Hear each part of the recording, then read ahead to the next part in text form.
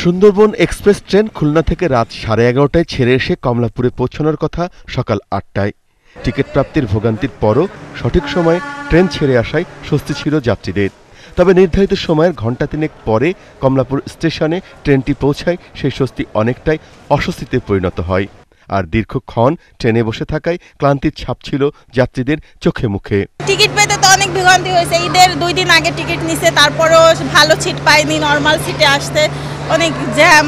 ঈদের যে এই আনন্দ করলাম 3 দিন, সেই 3 দিনের আনন্দটা একবারে বিফলে চলে গেল এই কষ্টটুকুতে। যানজটের রাজধানীতে আবারও একঘেয়েমি ভরা রুটিন বাঁধা জীবন শুরুর কথা মনে পড়লেও দূরপাল্লার বাসের যাত্রীরা নির্বিঘ্নে ঢাকায় ফিরতে পেরে আনন্দিত। ঈদ করে আসছি।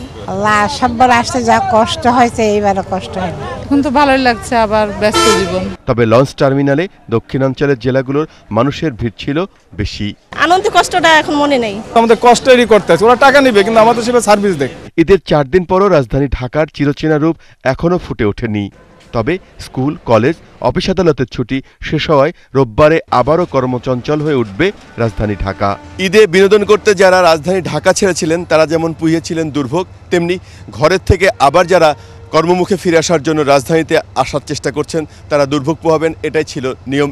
তবে এবার তার ব্যতিক্রম ঘটায় সাধারণ মানুষ এবং যাত্রীদের মধ্যে স্বস্তি রয়েছে। আরিফ হোসেন, এটিএন বাংলা, ঢাকা।